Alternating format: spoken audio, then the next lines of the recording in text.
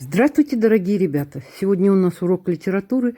Тема нашего урока – роман Бориса Львовича Васильева «В списках не значился».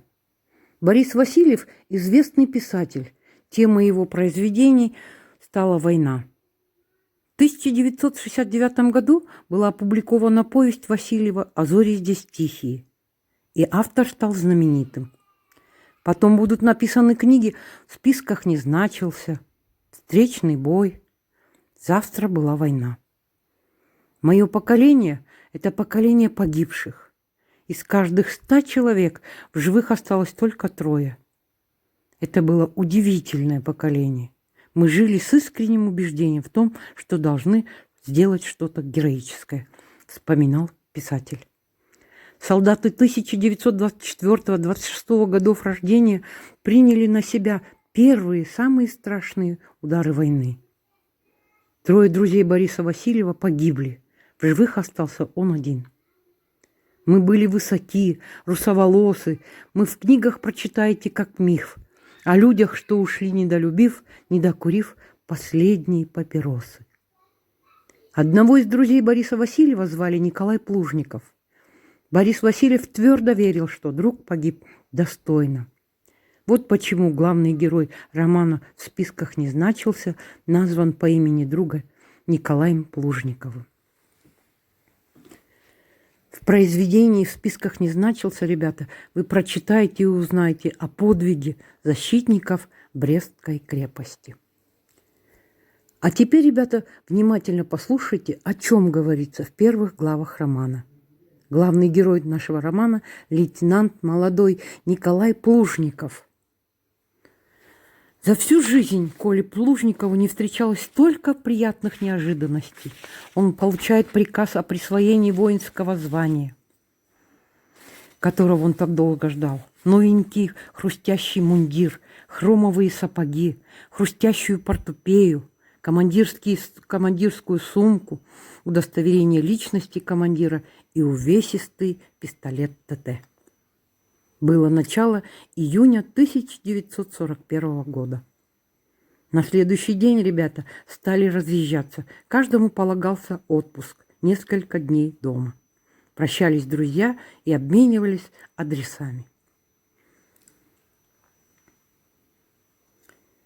Место назначения молодой лейтенант получил в особый западный округ, Брестскую крепость. Коле Плужникову почему-то документы не сразу выдали. Через 2 недели генерал предложил ему остаться в училище командиром учебного взвода. Но Коля попросил отправить его в войска на любую должность. Генерал спросил: «Отлично. Особый западный устроит вас, лейтенант?» И вечером Коля Плужников отбыл к месту новой службы через город Москва, имея в запасе 3 дня. Один счастливый день в Москве, который он провел с мамой и со своей сестрой, рассказывает о том, как провел всего один счастливый день в Москве, дома. Отец Николай погиб в схватке с басмачами. Мама заведовала детским садиком и постоянно о чем-то хлопотала. Дома его всегда ждали мама и сестренка Вера, а еще соседская девушка Валя. В следующей главе мы с вами прочитаем, как он приехал в Брестскую крепость. Он прибыл в Брест вечером. Вокзал в Бресте оказался деревянным, а народу в нем было так много, что он растерялся. Плужников должен был прибыть к месту назначения 21 июня, поэтому он спешил. Николаю помогла девушка Мира. Мира работала на складе в крепости, и они вместе отправились туда. При виде крепости Коля рассмеялся вначале. Он думал увидеть здесь старые стены, башни, но ничего грозного не увидел. Мира рассказывала по дороге о том, что в Бресте все говорят о войне. Николай назвал это провокацией. Но на рассвете они услышали, как тяжелый грохот обрушился на землю. Погас свет, сквозь вой и рев прорывались раскатистые взрывы снарядов. «Война! Война! Это, товарищи, война!» «Стой, лейтенант!» Старшина схватил его. «Куда ты?» «Пустите!» — кричал Коля. «Пустите меня! Я в полк должен! Я же в списках еще не значусь! Я не значусь в списках! Понимаете?» Продолжение романа, ребята, мы узнаем на следующем уроке.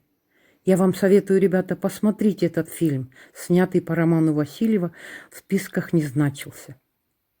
Он основан на реальных событиях. Запишите домашнее задание, ребята.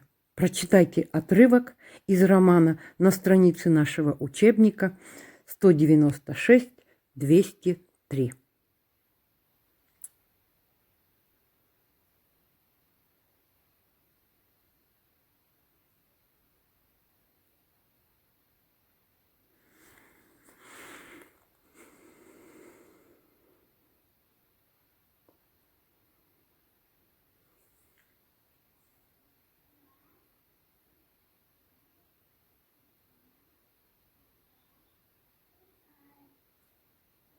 До свидания, ребята.